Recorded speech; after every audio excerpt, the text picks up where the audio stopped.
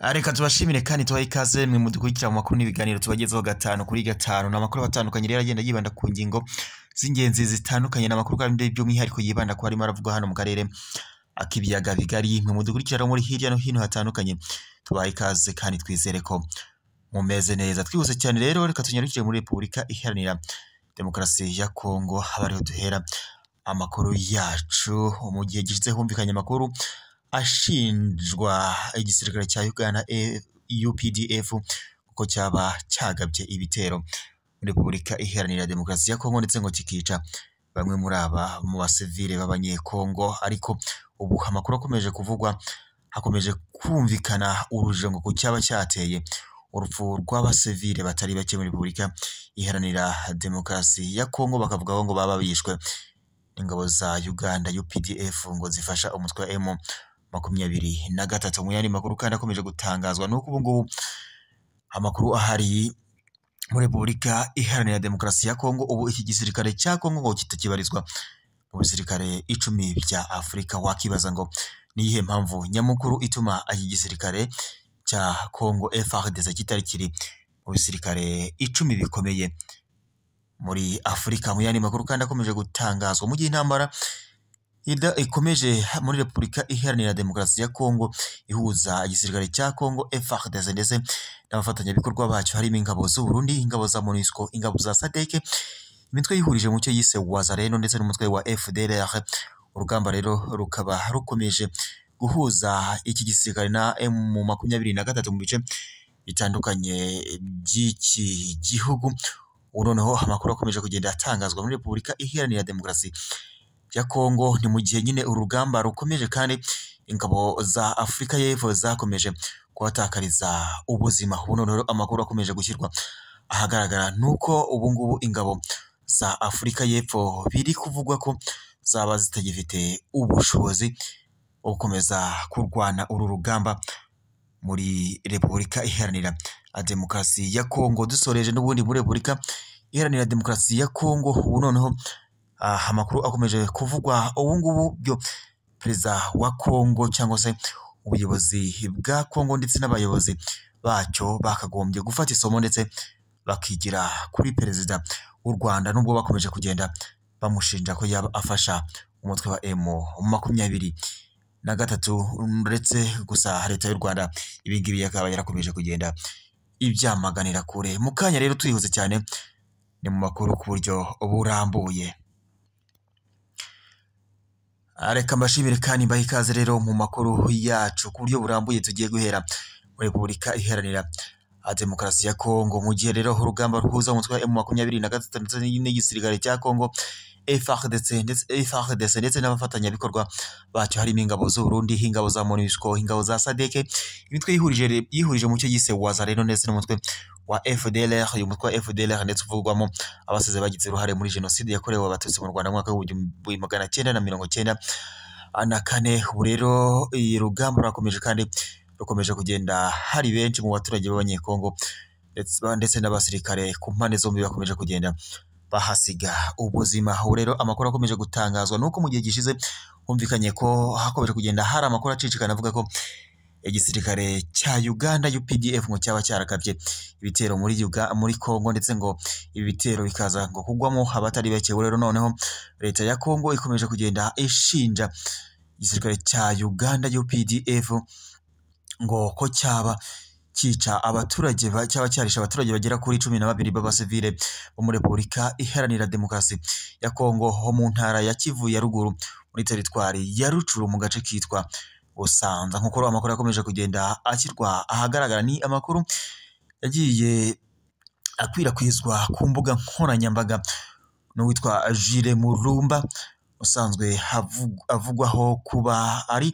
umwe mu nyine akaba uyu Jules Mulumba akaba akomeje kugenda avuga ko ari umwe mu begamiye ku mutwe wa FDLR urwanya ubutegetsi bw'u Rwanda.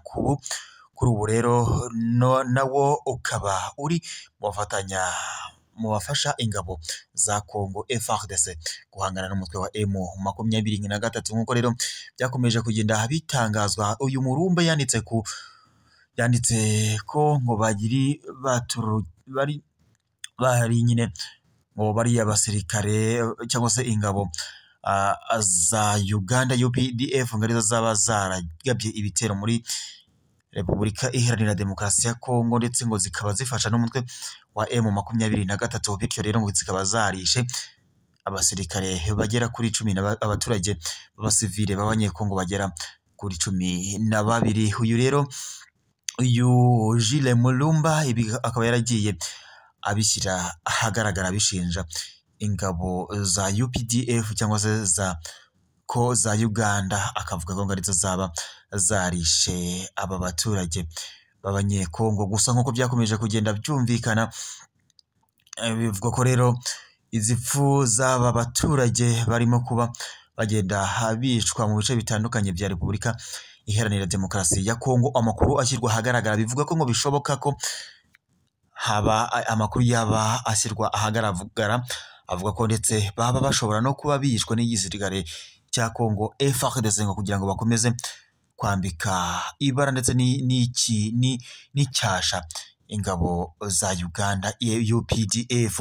Nkuko rero amakuru yakomeje kugenda abishyira ahagaragara bivuga ko bamwe nyine mu bagize icyo bavuga ko cyangwa se nkuko amakuru yagiye abishyira ahagaragara cyangwa se yakomeje kugenda abitangaza, byatangajwe na Mulumba usanzwe nyine uri ku ruhande rwa FDLR. Ngo kuri ibyo rero nkuko abanyapolitiki cyangwa se n'abandi bakurikiranira hafi ibya politiki bakaba bavuga ko bishoboka ko aba baturage b'abanyekongo nubwo bishwe ngo bishoboka ko baba baricwe n'umutwe cyangwa se na Wazalendo cyangwa n'abandi barwanyi ba ku ruhande rwa leta mu rwego rwo kugira ngo bakomeze gusiga icyasha igisirikare cya Uganda. Kandi byakomeje kugenda byumvikana ko leta ya Kongo yakomeje kugenda ishinja igisirikare cya UPDF gukorana n'umutwe wa M23, nk'uko mu gihe gishize hakomeje kugenda humvikana amakuru akomeza kugenda ashinja igisirikare cya Uganda UPDF ngo kuba cyarateye igihugu cyangwa se kuba cyarateye Kongo ngo kikagabayo ibitero. Ariko leta ya Uganda yakomeje kugenda yamaganira kure ndetse ivuga ko ngo abasirikare bagaragara muri Repubulika Iharanira Demokarasi ya Kongo b'Abaganda cyangwa se ba UPDF ngo ari abari bagiye guhangana n'umutwe wa ADF ukomeje kugaragara muri Repubulika Iharanira Demokarasi ya Kongo. Nk'uko kandi amakuru yakomeje kugenda abishyira ahagaragara, hakomeje kugenda humvikana ko ngo hari ibifaro by'abanya-Uganda ngo byaba bigaragara muri Repubulika Iharanira Demokarasi ya Kongo. Ariko UPDF ndetse na Uganda muri rusange yakomeje kugenda yamaganira kure ndetse inashimangira ko cyangwa se ivuga ko izi ntwaro zigaragara muri Uganda, muri Repubulika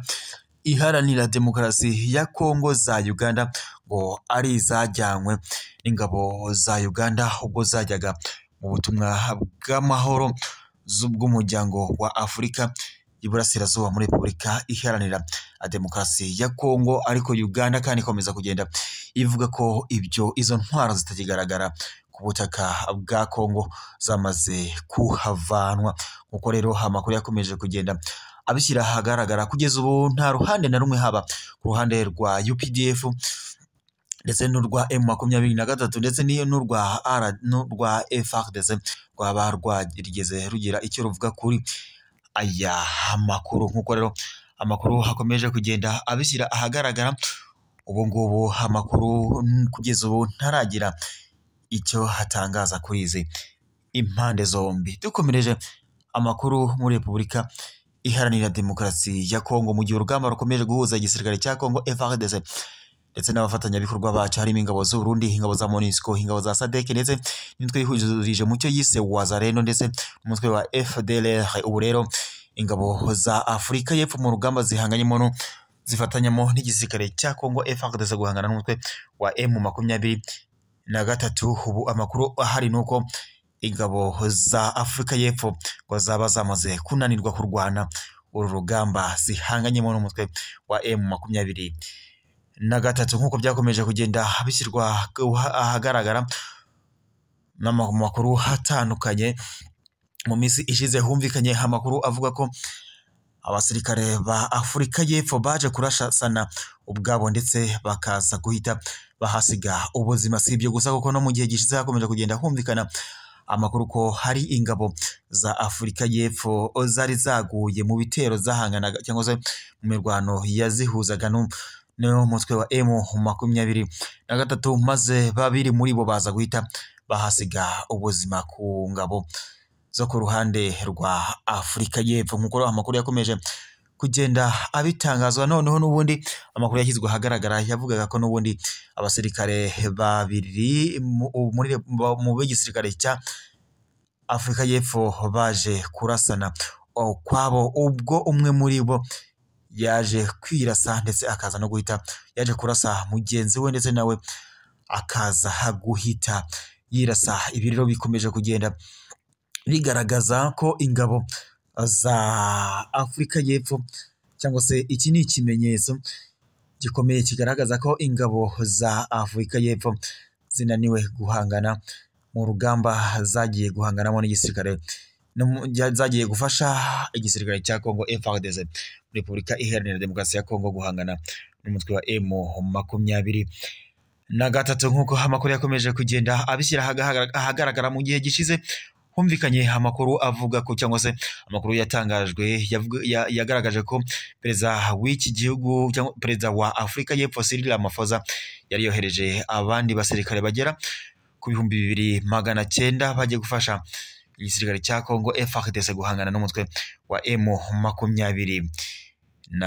Nk'uko kandi amakuru yakomeje kugenda abishyira ahagaragara, bamwe mu batavuga rumwe n'ubutegetsi bwa Afurika y'Epfo bakomeje kugenda bamaganira kure iki gikorwa cyari cyashyizwe ahagaragara cyangwa se cyari cyashimangiwe na perezida wa Afurika y'Epfo Cyril Ramaphosa cyo kohereza ingabo muri Repubulika Iharanira Demokarasi ya Kongo ngo zijye guhangana n'umutwe wa M23 mu rugamba bahanganyemo n'umutwe wa M23 nyine bahanganyemo n'igisirikare cya Kongo FARDC. Nk'uko rero amakuru yakomeje kugenda abishyira ahagaragara, byagaragaye ko nyine igisirikare cya Afurika y'Epfo gikomeje kugaragaza intege nke ko kitagishoboye kurwana urugamba muri Afurika y'Epfo. Nk'uko byakomeje kugenda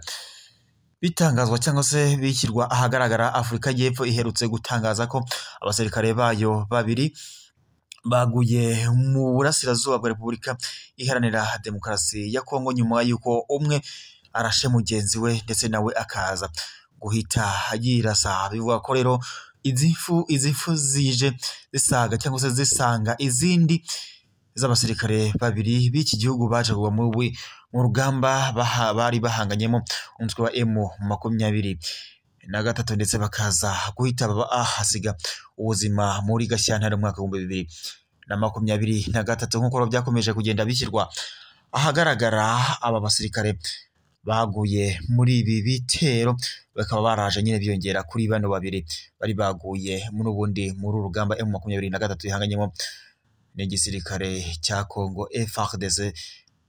Umutwe wa M23 uhanganyemo n'igisirikare cya Kongo FARDC ndetse n'abafatanya abikorwa bacu. Nk'uko amakuru yakomeje kugenda abishyira ahagaragara, abasirikare bapfuye ni babiri bituma nyine cyangwa se bari mu butumwa bw'amahoro w'abibumbye. Ibi nyine bigiye bishyirwa ahagaragara mu gihe aba bari mu butumwa bw'amahoro bw'umuryango w'abibumbye muri Repubulika Iharanira Demokarasi ya Kongo. Nk'uko amakuru yakomeje kugenda abishyira ahagaragara, nyine hari abandi babiri bari baguye mu gitero b'ingabo za MONUSCO, bakaba baraguye n'ubundi muri iki gihugu cya Kongo. Nk'uko kandi nyine amakuru yakomeje kuhasiga kubishyira ahagaragara, abasirikare bapfuye ni bari mu butumwa bw'umuryango w'abibumbye bwo kugarukana amahoro muri Repubulika Iharanira Demokarasi ya Kongo. Abandi batandukanye kandi nyine nk'uko amakuru yagiye kugenda abishyirwa ahagaragara, n'ab'iki gihugu giherutse kohereza muri Repubulika Iharanira Demokarasi ya Kongo mu butumwa bwa SADC. Nk'uko amakuru yakomeje kugenda abitangaza abangabo banoneho ibi bikomeje kugenda biba ikimenyetso kigaragaza ko abasirikare ba Afurika y'Epfo batagishoboye mu kurwana urugamba muri Repubulika Iharanira Demokarasi ya Kongo nk'uko byakomeje kugenda bitangazwa cyangwa se byakomeje kugenda bishyirwa ahagaragara nyine mu makuru yakomeje kugenda hatangazwa na bamwe mu batavuga rumwe n'ubutegetsi bwa Kongo bwa Repubulika cyangwa se bwa Afurika y'Epfo barimo Jules Mulema yaherutse nyine kumvikana avuga ko nk'uko yakomeje kugenda abishyira ahagaragara yavuze ko hari kwibazwa impamvu ingabo za Afurika y'Epfo zikomeje koherezwa muri Repubulika Iharanira Demokarasi ya Kongo ndetse bakakomeza kugenda bahasiga ubuzima, bityo rero ngo hakaba ntacyo abona izi ngabo za Repubulika Iharanira za Afurika y'Epfo zikomeje kuhasiga ubuzima ntacyo zirimo guharanira muri Afurika y'Epfo. Ibyo rero nk'uko yakomeje no kugenda bivuga bije kandi bigaragaza impamvu cyangwa se abasirikare ba Afurika y'Epfo nabo ntabwo bibaza impamvu bakomeza kugenda boherezwa muri Repubulika Iharanira Demokarasi ya Kongo ndetse bakaba bakomeza no kugenda babishyira ahagaragara. Ariko nk'uko rero abumvikana cyangwa se abasesengura ibya politike muri Afurika bakomeza kugenda bibaza ese koko aba basirikare ba Repubulika cyangwa se ba Afurika y'Epfo bakomeje koherezwa muri Repubulika Iharanira Demokarasi ya Kongo ndetse bakaba bakomeza kugenda bishwa mu buryo butandukanye, ese mu by'ukuri impamvu kwaba ari ukuba cyangwa se impamvu boherezwa muri Repubulika Iharanira Demokarasi ya Kongo ese ni uguhangana n'umutwe wa M23 cyangwa se ni mu butumwa boherejwe muri Repubulika Iharanira Demokarasi ya Kongo cyangwa se hari indi gahunda perezida wa Afurika y'Epfo Cyril Ramaphosa afitanye na Kongo, bityo rero akaba atari guha agaciro ingabo z'iki gihugu zikomeje kuhasiga ubuzima. Hakwibazwa ndetse nimba koko mu by'ukuri ikigamijwe ari ukuba ingabo za Afurika y'Epfo zigomba kugarukana amahoro muri Repubulika Iharanira Demokarasi ya Kongo cyangwa se hari indi gahunda perezida w'iki gihugu afite muri Repubulika Iharanira Demokarasi ya Kongo. Doke ntago byumvikana ko kuba abasirikare ba Afurika y'Epfo bakomeje kuhasiga ubuzima kandi perezida w'iki gihugu abibona kandi bigaragara impamvu nyamukuru ko haba ari ugushaka ko izi ngabo zigarukana amahoro muri Repubulika Iharanira Demokarasi ya Kongo cyangwa se hari ibindi byihishe inyuma bituma perezida Cyril Ramaphosa adashaka gukura izi ngabo muri Repubulika Iharanira Demokarasi ya Kongo. Reka tubitege amaso tuzahamenya ikibyihishe inyuma kuba perezida wa Afurika y'Epfo adashaka gukura ingabo ze muri Repubulika Iharanira Demokarasi ya Kongo. Mu yandi makuru kandi akomeje gutangazwa muri Repubulika Iharanira Demokarasi ya Kongo nuko ngo ubu igisirikare cya Kongo FARDC kitakibarirwa mu bisirikare 10 bikomeye muri Afurika. Nk'uko rero bikomeje kugenda bitangazwa hari ingingo zitandukanye zishobora kugenderwaho mu gutondeka cyangwa se mu gutondeka ingabo zikomeye muri Afurika. Bimwe rero mu bikunzwe kugenderwaho harimo icya mbere nk'uko nyine amakuru yakomeje kugenda abishyira ahagaragara, ingengo y'imari ni kimwe mu bigaragara cyangwa se mu bishingirwaho mu kuba igisirikare cyashyirwa ku rutonde rw'ibisirikare bikomeye muri Afurika. Icya kabiri ni umubare w'ingabo zikora, nk'uko rero iyi ni ingingo ya kabiri igenderwaho kugira ngo hashimangirwe ko igisirikare gikomeye muri Afurika. Ikindi cya gatatu ni ibikoresho bya gisirikare, ibi nabyo byibandwaho kugira ngo hashyirwe ahagaragara nimba igisirikare cy'igihugu runaka gikomeye. Icya kane mu bikomeze kugenda bishyirwa bitangazwa harimo kwitegura cyangwa se uburyo ingabo ziba ziteguye. Ikindi kandi gikomeje kiba cyitwagaho kugira ngo ingabo zigaragare ko zikomeye harimo aho igihugu giherereye. Ibi nabyo biri mu bituma hiba cyangwa se ingabo z'igihugu runaka zigaragara ko zikomeye cyangwa se ziri mu bihugu mu bisirikare bikomeye muri Afurika. Uko rero amakuru yakomeje kugenda abishyira ahagaragara, ubu noneho Repubulika Iharanira Demokarasi ya Kongo n'igisirikare cyayo FARDC ngubu ntabwo kiri kugaragara mu bisirikare 10 bya mbere muri Afurika. Mbese ntabwo byumvikana ko ntabwo nyine bigaragara ko igisirikare cya Kongo cyaba kiri mu bisirikare 10 bikomeye muri Afurika. Nk'uko amakuru yakomeje kugenda habishyira ahagaragara, urugamba ruhuza igisirikare cya FARDC ndetse n'umutwe M23 gikomeje, ndetse kuri izi mpande zombi hakaba hagenda hagaragaramo abasirikare bagenda bahasiga ubuzima. Ubu noneho rero urutonde rwaje gushyirwa ahagaragara rwagaragaje ko igisirikare cya Kongo FARDC kitakiri ku rutonde rw'ibisirikare 10 byo muri Afurika.